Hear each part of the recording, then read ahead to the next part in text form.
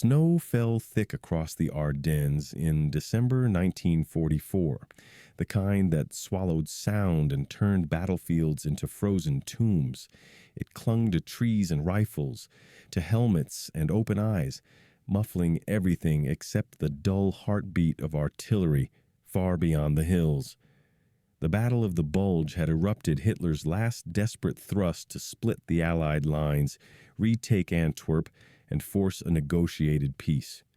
What had been a quiet sector only days earlier was now a storm of steel and confusion. Corporal James Harland of the British 6th Airborne had been sent to reinforce the American line near Manhay, linking with the 101st Airborne Division under General Taylor. He had fought in Normandy, had jumped into the darkness over Caen, and thought he had seen the worst of it.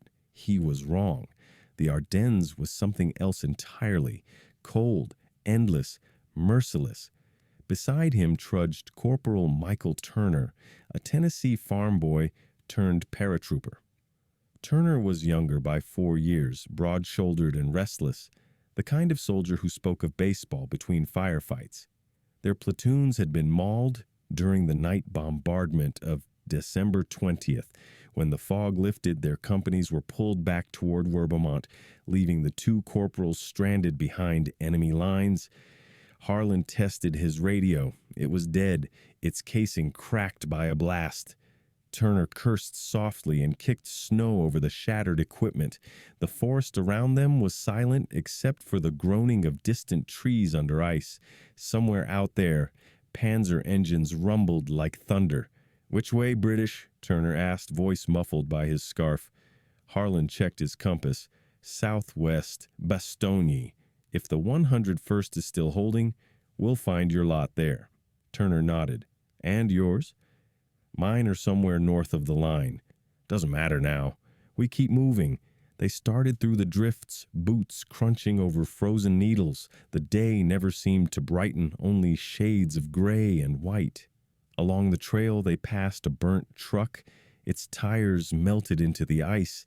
A body lay half buried beside it, hands curled as if reaching for warmth. Turner bent and pulled a half-frozen map from the man's coat. "La Roche-en-Ardennes west of here," he said. "If we follow the river, we might skirt the Krauts." Harlan nodded, though he knew maps meant little now. Roads were gone, villages destroyed, bridges blown. The 2nd Panzer Division held the main routes. The 12th SS Hitlerjugend prowled the woods.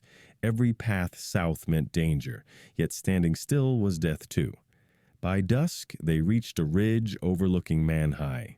Smoke rose from chimneys and wreckage alike.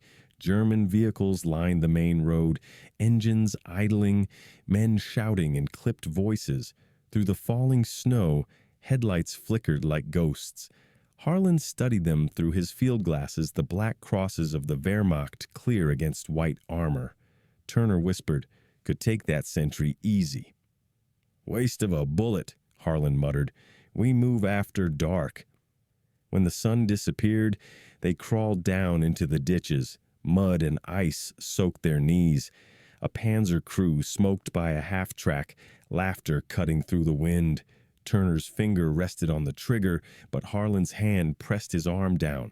Inch by inch, they slipped past the line of trucks until the voices faded behind them.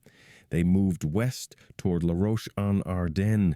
The forest was their shield and prison both. At times they could hear artillery from Bastogne, the dull thud echoing through the valleys. Turner tried to talk, but Harlan preferred silence. He had learned in Normandy that too much talking drew ghosts. By the 2nd day, they reached the outskirts of La Roche. The town was ruined, its bridge gone, its houses shells of stone. The Luftwaffe had bombed it days before to clear the way for the German advance. Smoke still hung in the air. They entered what remained of a bakery, stepping over shards of glass.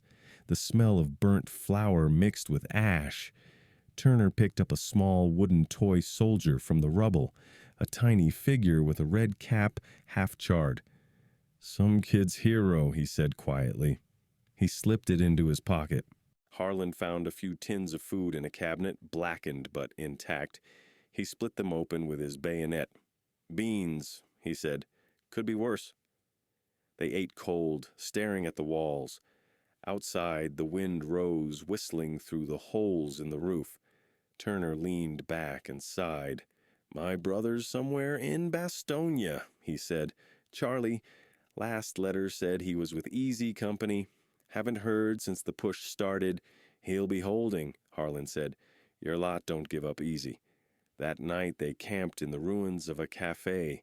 The ceiling had caved in and snow drifted through the cracks.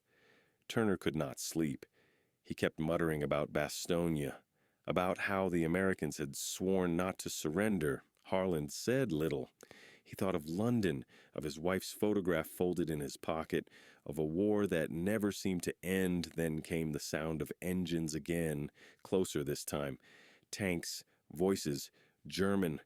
The two men crept to the cellar, rifles ready. Above them, boots thudded on the floorboards. Someone shouted orders. Another man laughed. A door opened, then slammed. One of the soldiers relieved himself against the wall, the stench drifting down. Turner's grip tightened on his rifle. Harlan shook his head slowly. The noise moved away. Minutes later, only silence remained. Turner let out a shaky laugh.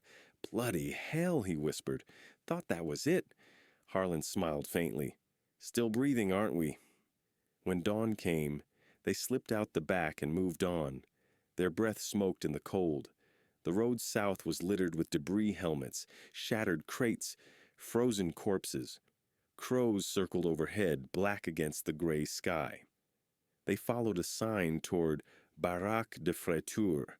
Harlan knew of it, an American artillery position that had stood against Piper's SS tanks for 3 days before being overrun. When they reached it, all that remained were charred guns and twisted bodies. Snow had begun to bury the dead, leaving only boots and helmets sticking out like grave markers. Turner stopped and stared. "Could have been us," he murmured. Harlan nodded. "Maybe we'll be, if we don't move." They scavenged ammunition from a frozen body and pressed onward. Hunger gnawed at them. They melted snow in their helmets for water. The forest closed around them, dark and endless. Each step felt heavier than the last. Near Odain, they met a German patrol, 5 men moving single file along the ridge. Harlan spotted them first. "Down!" he hissed. They dropped behind a fallen tree. The Germans talked casually, unaware. When one stopped to light a cigarette, Harlan fired. The crack of rifles shattered the quiet. 2 Germans fell, the rest scattered. Bullets tore through branches. Turner returned fire until his rifle jammed. He cursed and ducked as splinters flew. A round grazed his arm, blood darkening the snow. Harlan dragged him behind a log. They waited, hearts pounding, until the forest fell silent again. Turner winced. Arms gone numb.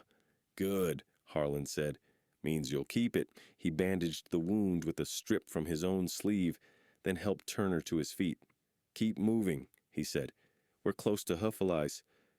The road curved through deep forest. Hours passed. Turner stumbled often, his face pale from blood loss.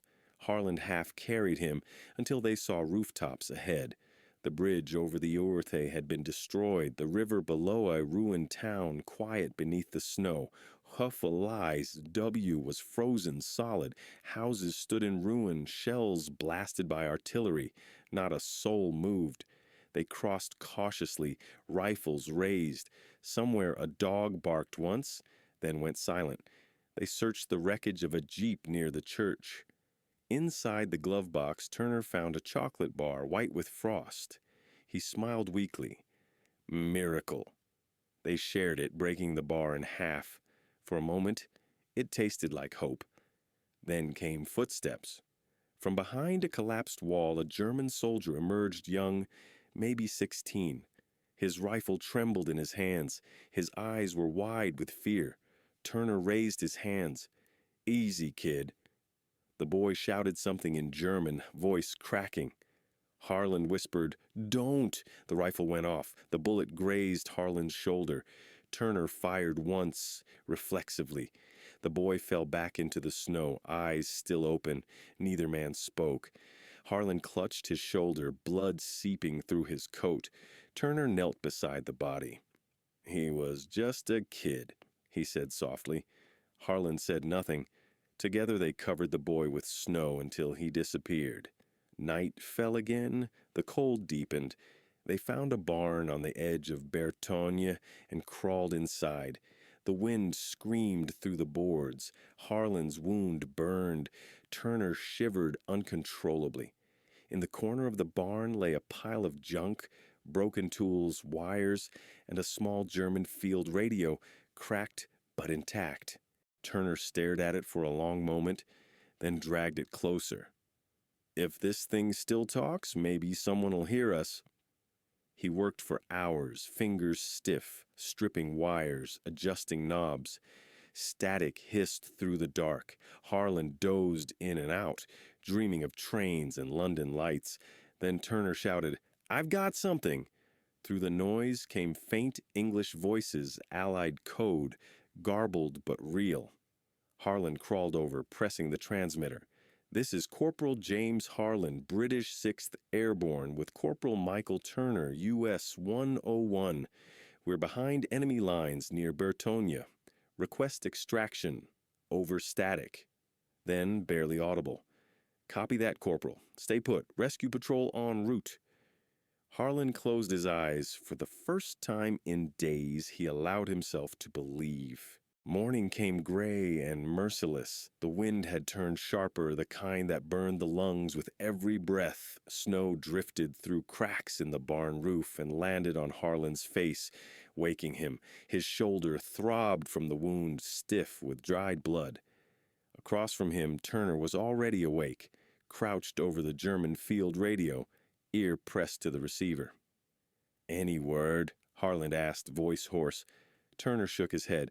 "Just static. Might have been a fluke last night." "Try again," Harlan said, pulling himself up. "We can't count on luck twice." Turner adjusted the dials, careful and patient. The signal sputtered bursts of white noise, then silence. Harlan knew the set's range was short. If the message had reached anyone, they'd need time to plan a rescue. Time they didn't have. Outside, engines groaned faintly in the valley below. The Germans were still pushing west. Somewhere beyond those ridges lay Bastogne encircled, frozen, but still holding. Harlan leaned against the wall, staring at the thin light creeping through the boards. "We can't stay here. Patrols'll sweep this place by nightfall." Turner packed the radio in his rucksack. "Then where?" "West," Harlan said. "We'll move toward Tillet. If the rescue comes, they'll look along the main road." They left the barn before dawn. The forest was silent, every branch glazed with frost. As they trudged downhill, Harlan could see the scars of battle, burnt half-tracks, dead horses, broken sleds scattered like bones. The German advance had stalled after Christmas, but no one had told the men still dying in the snow. They crossed the Orthe River, where the ice was thickest. Turner went first, boots creaking over the frozen sheet. In the middle, the ice groaned loudly. Harlan froze, heart pounding. A crack split the air, spidering beneath their feet. They ran for the far bank, slipping and sliding until they threw themselves onto solid ground, panting. Turner laughed breathlessly. "Would have been a hell of a way to go." Harlan only nodded. "Next time we find a bridge." By midday, they reached Tillet, or what was left of it. The town had been contested for days, changing hands between the U.S. 35th Infantry and the German Panzer Lehr Division. The church steeple was gone, blasted clean off. Houses leaned at odd angles, smoke rising from the rubble. The air smelled of cordite and decay. From the north came the distant clatter of gunfire. Turner squinted toward it. "That's a .30 caliber fire. Ours." "Could be," Harlan said. "Could also be a trap." They crawled through the ruins toward the sound. Every shadow seemed to move, every shape in the snow a potential sniper. They passed a frozen cow half buried near a wrecked cart, its eyes glazed with ice. The absurdity of it made Turner grin.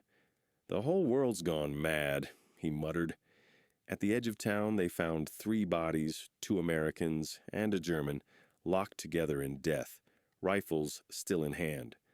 Harlan knelt beside one of the Americans, pulling a patch from his sleeve. 35th Infantry Division. The man's pack held a blood-stained notebook, inside written in pencil, "Holding Tillet as long as we can. Reinforcements expected from Bastogne, Harland." Closed the book gently. "They never came," he said. They moved on, skirting the edge of the main road. A few hundred meters ahead, Turner spotted movement on a German half-track, men unloading crates. The corporals ducked behind a stone wall. Through a crack, Harlan counted 7 soldiers. One carried an MG-42, another wore an officer's cap. "We could flank them," Turner whispered. "Take their truck." Harlan thought it through.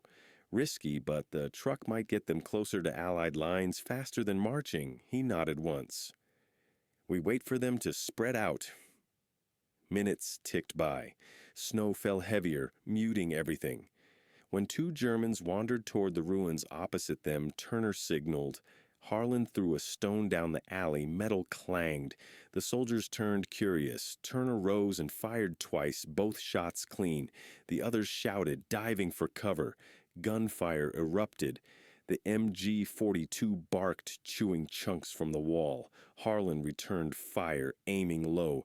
Turner lobbed a grenade he'd scavenged days earlier. It bounced once and exploded beneath the truck, flipping it on its side in a burst of smoke. When the noise died, only 1 German was left crawling, screaming. Harlan approached carefully, rifle ready. The man was bleeding badly, clutching his leg. Harlan lowered his weapon. "Where are your lines?" he demanded in German. The soldier stared up, terrified. "Hufeleis, north. SS is still there. You won't pass." Harlan nodded grimly. "We'll see." He motioned Turner forward. They searched the wreckage for supplies, canned food, bandages, ammunition. Turner found a folded map in the officer's coat pocket marked with red lines and arrows. "This is their push line," he said. "Shows where they're digging in." Harlan studied it. "Then we move south. If we can reach Bastogne's outer perimeter, they'll hear us on the radio." As dusk fell, the forest swallowed them again. The snow turned blue in the fading light. They marched until Turner's wound reopened, soaking through his sleeve. He insisted he could keep going, but Harlan saw the tremor in his hand. They found shelter in a small chapel outside Champs, a stone ruin, roof half gone. Inside, candles still burned before the altar, long melted to stubs. Harlan wrapped Turner's arm tighter, then lit a scrap of wood in the fireplace. The small flame cast long shadows on the walls. Turner stared into it, eyes glassy with exhaustion. "You think anyone'll find us?" he asked. "Someone will," Harlan said quietly. "We sent the call." "The Yanks don't abandon their own," Turner smiled faintly. "That's what my brother always said." Outside, the night deepened. Snow drifted in through the broken roof, whispering across the stone floor. Harlan tried to sleep but couldn't. Every creak of wood, every gust of wind sounded like boots on snow. He gripped his rifle and waited for morning. Dawn came pale and bitter. The wind had eased, leaving the forest eerily still. Harlan woke to find Turner gone. Panic shot through him until he saw footprints leading outside. Turner stood a few yards away, staring east. Smoke rose faintly beyond the trees. "Look," he said, "that's Bastogne." Harlan followed his gaze. Far in the distance, beyond rolling hills, columns of dark smoke marked the besieged town. The sight filled him with both hope and dread. Between them and that smoke lay miles of German-held forest. "Let's move," he said. They descended through the pines, sticking to shadows. Twice they heard trucks on nearby roads, German voices shouting. Once, they came across a farmhouse still intact. Inside, an old Belgian woman sat by the fire, knitting silently. She looked up as they entered, eyes wide with fear. "Americans?" she whispered. Harlan nodded. Yes. Allies. She gestured for them to sit, poured them thin soup from a pot. Turner wolfed it down gratefully. The woman spoke little English, but enough to say, "Germans come every day. You go fast." Before they left, she pressed a small wooden cross into Harlan's hand. "Pour la chance," she said softly. "For luck." He thanked her and tucked it into his pocket beside his wife's photo. By late afternoon, artillery thunder rolled across the valleys. The Bastogne pocket was still under siege. They could see tracer fire streaking through the gray sky. Turner's face tightened with determination. "My brother's in there. We gotta make it." Harlan gripped his shoulder. "Then we will." They moved into the last stretch of forest before the American line. But the Germans were thick here, patrols sweeping for infiltrators. Near the village of Neffa, they ran straight into one. A voice barked, "Halt!" 3 soldiers emerged from the trees, rifles aimed. Turner dove behind a stump and fired. The forest erupted in chaos, rifle cracks, shouts, branches snapping. Harlan rolled into a ditch, returning fire. 1 German fell, another shouted for reinforcements. Then, from deeper in the woods, came the unmistakable growl of a machine gun. "They've got an MG nest," Turner yelled. Bullets shredded bark above their heads. Harlan crawled through the snow, pulling a grenade from his belt. He pulled the pin with his teeth and lobbed it toward the gunner. A muffled boom followed, then silence. When the smoke cleared, 2 Germans lay dead. The 3rd had fled. Turner limped toward the wrecked gun, panting. "That'll buy us some time." Harlan nodded, scanning the trees. In the distance, through the drifting snow, he thought he saw movement, shapes advancing, slow and deliberate. "Not Germans," he whispered. "Americans." They waited, hearts pounding. Then came the sound that lifted them both, the click of English words shouted through the cold. "Hold your fire. Identify yourselves." Turner stood and waved his rifle. "Corporal Turner, 101st. We're friendly." A squad of paratroopers emerged from the trees, helmets marked with spade insignias. "Easy Company, 506. The leader approached cautiously. "Jesus, you boys look like ghosts," he said. "We thought everyone east of Neff was dead." "Almost were," Harlan said, voice trembling with relief. "Got cut off near Manhay." The sergeant grinned. "You're lucky."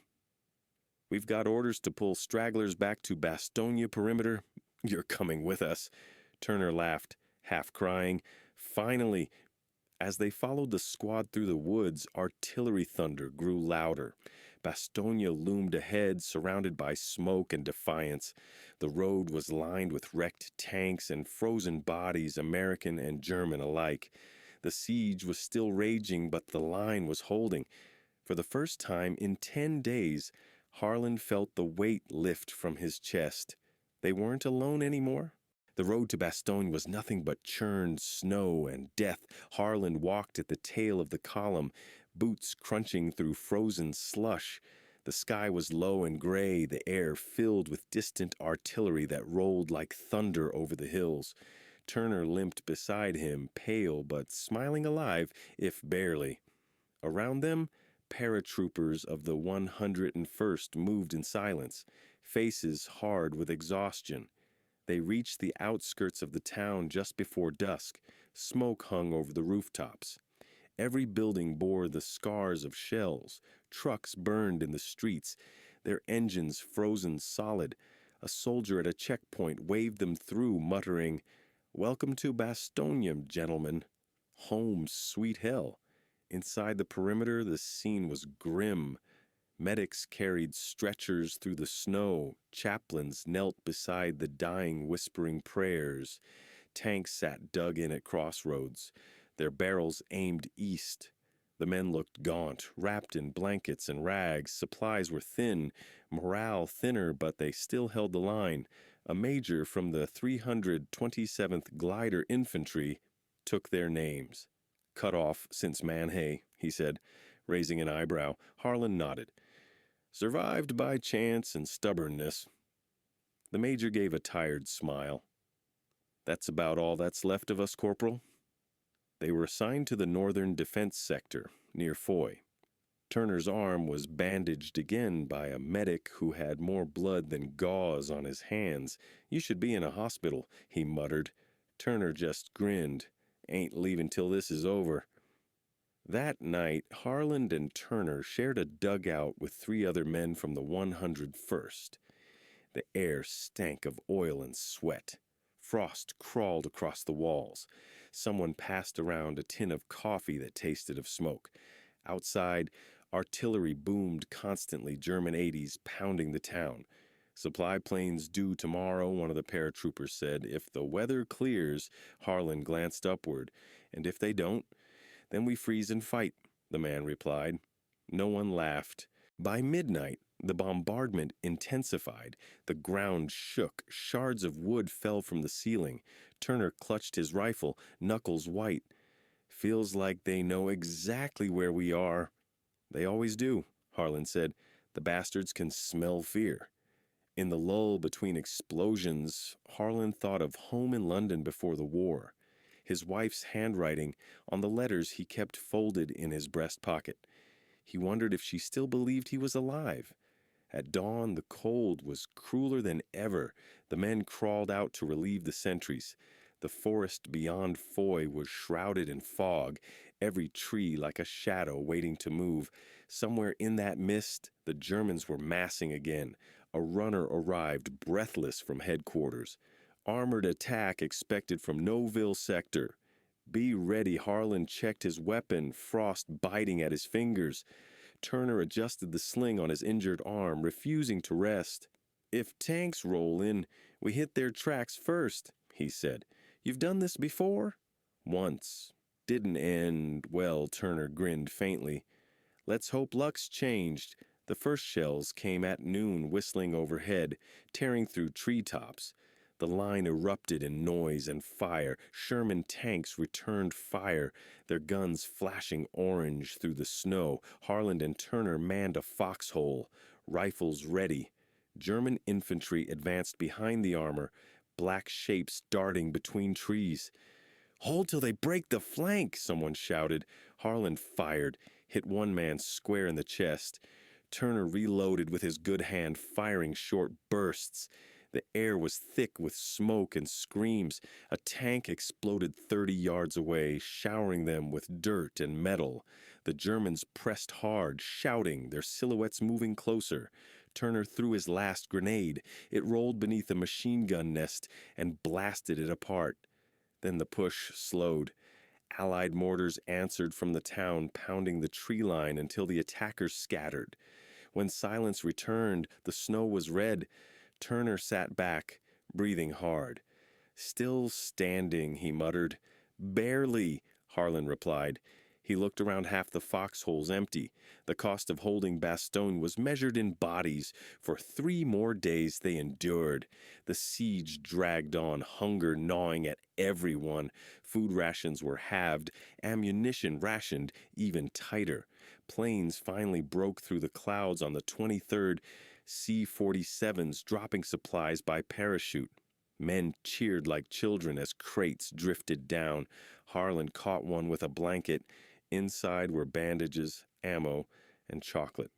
He tossed the chocolate to Turner. Merry bloody Christmas, Turner laughed weakly. Best one I've had in years.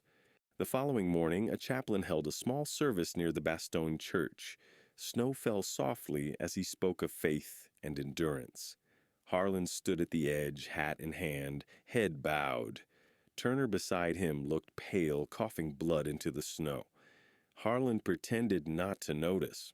Later that day, Harlan was called to assist a patrol scouting the eastern woods. Turner wanted to come, but the medic forbade it. You move, you bleed out, he warned. Turner relented, staying behind to guard the line. The patrol crept through the forest near Recogny, where German lines lay barely a mile away. The silence was oppressive. Dead men lay half buried under snow, faces expressionless. They reached a ridge overlooking a frozen field. In the distance, trucks idled, enemy supply convoy. Harlan raised his binoculars, noting positions, counting guns. Suddenly, a flare burst overhead, green light bathing the trees.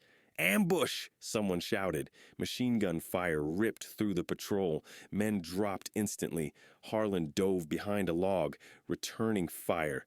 The forest exploded with chaos. Bullets tore bark above his head. He crawled through the snow, dragging a wounded man by his collar. The man screamed once, then went limp. The firefight raged for minutes that felt like hours. Finally, American artillery responded, shells landing among the Germans and scattering them. Harlan staggered back toward the lines with the survivors. His coat was torn, his ears ringing. Bastonia's church spire came into view through the haze like a miracle. When he reached their dugout, Turner was waiting. "You're late," he said, trying to smile. "The road was busy," Harlan replied. They shared a cigarette in silence. Around them, men slept sitting up, rifles still in hand.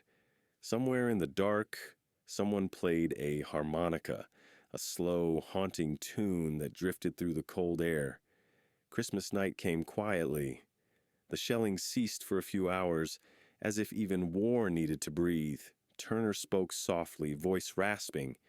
"When this is over, I'm going home to Kentucky. Gonna build a house near the river. You?"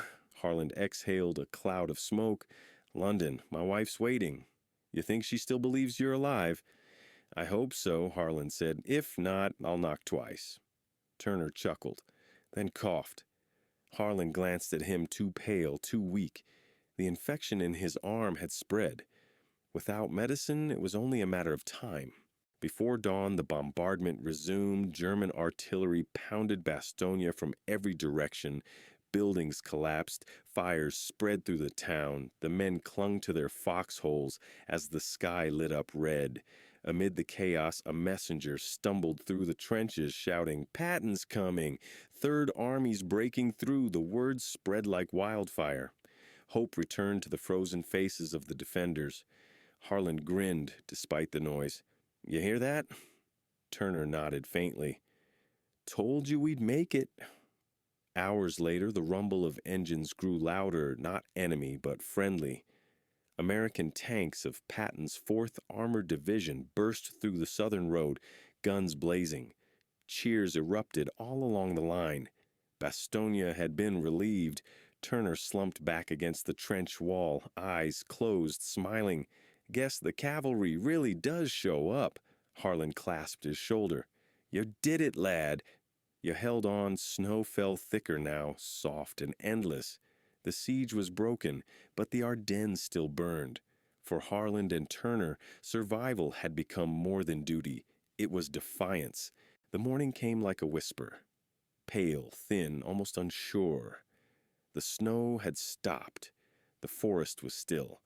Only the creak of frozen branches and the low hum of distant artillery, reminding them that war still lived beyond the horizon. Walker's fever had broken during the night. Finch had held him close to the small fire, shielding the embers' light beneath his greatcoat. They hadn't spoken much. Words cost warmth. But as the dawn stretched its faint blue light across the hollow, Finch's hand shook Walker's shoulder gently. "Time to move, mate. We'll freeze before the Krauts find us." Walker's eyes opened slowly, bloodshot and hollow. "If they find us, it'll be quick. Or we'll find our boys," Finch said. "One or the other." They gathered what little remained: 2 clips, a bayonet, a German blanket, and half a canteen of ice. The wind carried the sound of engines now, faint but certain, echoing down from the valley. They moved toward it, creeping through the blackened trees, every step a prayer against the crunch of snow. At the edge of the tree line, the world opened to the valley below. The outskirts of Bastogne, ringed with smoke and fire. From this height, they could see flickers of tracer rounds cutting through the fog, small flares bursting like dying stars. "There," Finch whispered. "Our lines. Look at the flares." Walker squinted. "Or theirs." "Can't tell from here." A shell burst somewhere near the southern edge, the shockwave rolling up the hill like thunder. Both men hit the ground, hearts hammering. "That's artillery from our side," Walker said, breathless. "Those are our boys." Finch looked at him, teeth chattering. "Then let's go home." They began the descent, slow and deliberate. A German patrol moved through the lower woods, 6 men, white camo, rifles ready. Walker spotted them first and pushed Finch down behind a log. "2 rifles between us," Finch muttered, "and they've got 6. Walker's eyes darted toward the far slope. "We go around." But the Germans had stopped. One of them knelt beside a dead paratrooper. An American. He lifted the man's dog tag, murmured something, then pocketed it. Another soldier pointed toward the higher ridge, right where Walker and Finch hid. "Scheisse!" Finch whispered. The first burst of rifle fire split the air. Snow exploded around them as bullets tore through branches. They ran, stumbling, falling, sliding through ice and mud, their breath ragged. Finch fired blindly over his shoulder, 2 rounds cracking into the white fog. "Keep moving," Walker shouted. "Don't stop." They burst through a frozen ditch, tumbling hard. Finch's helmet flew off, rolling into the snow. Walker grabbed him by the collar, dragging him behind a small ridge as machine gun fire rattled above them. "I'm hit," Finch gasped, pressing his hand to his side. Walker looked. Blood seeped between the man's fingers, dark and heavy. "Not bad," Walker said, lying through his teeth. "We patch it up and keep going." Finch laughed weakly. "You're a terrible liar, Yank." "Yeah, well, you Brits don't smile enough anyway." Another volley sliced the air. Walker returned fire. 2 short bursts. One German fell, then another. The rest hesitated, shouting in the fog. Then came the sound they both prayed for, the deep thrum of an Allied tank engine rumbling close. Finch blinked through the snow. "Tell me that's not a Tiger." Walker shook his head, a grin breaking through his exhaustion. "No, that's a Sherman. M4. Listen to that baby purr." Moments later, the tank's turret appeared from the tree line, its white star smeared with mud. American infantry followed, shouting orders, rifles at the ready. The Germans melted into the woods as the Sherman's main gun roared once, silencing the ridge. Walker dropped his weapon and raised his arms. "Friendly, friendly. Corporal Walker, 327th Glider Infantry. Don't shoot." The squad approached cautiously. One of the soldiers, face wrapped in a scarf, lowered his M1. "Jesus Christ, you 2 look like hell." "Been worse," Walker muttered, helping Finch up. "We're from Manhay. Convoy got cut off. Been walking since the 22nd. The sergeant, leading the patrol, blinked. "You walked through German lines?" "Mostly crawled," Finch wheezed. "Got a bit of sightseeing in Huffelize on the way." They laughed, short, brittle laughs that felt foreign after so many days of silence. The sergeant called in the radio operator, who confirmed their story. Within minutes, medics had Finch on a stretcher, wrapping his wound tight. Walker stood beside him as they loaded him onto a truck bound for Bastogne. Finch caught his sleeve weakly. "You tell him, Yank. Tell him the Brits made it out first, yeah?" Walker grinned. "Sure thing, Corporal. I'll make it a legend." Finch's smile lingered, even as his eyes closed. They reached Bastogne by nightfall. The town was still under siege, but inside the lines it felt like another world. Fires burning in barrels, soldiers laughing softly over tin cups of coffee, the smell of fuel and cordite thick in the air. Walker sat on a crate outside the aid station, his rifle leaning beside him, snowflakes melting on his helmet. The medics worked on Finch inside. Through the canvas flap, he could hear voices, quick and urgent, then quieter. When a young nurse finally stepped out, she looked at him for a long moment before shaking her head. Walker nodded once, staring into the snow. No words came. He reached into his pocket and pulled out the scrap of paper Finch had kept, a torn bit of a field map marked with a single pencil line tracing their journey, Manhay to Bertogne to Uffalise to Bastogne. Beneath it, Finch had written in shaky handwriting, "If lost, keep walking east, the world's still turning." Walker folded it carefully and tucked it into his jacket. Then he stood, looked once more at the white horizon, and whispered, "Safe travels, Corporal." Weeks later, when Bastogne was relieved and the snow began to melt, Walker was reassigned north with the 101st. The story of the two lost corporals spread through the ranks like folklore. Two ghosts who had crossed the Ardennes, fought through German patrols, and found their way home. In the ruins of La Roche-en-Ardennes, Walker found a quiet hill and placed a small wooden cross, no name, no regiment, just a helmet resting atop it. Above him, the clouds parted, and for a brief moment, sunlight broke across the valley.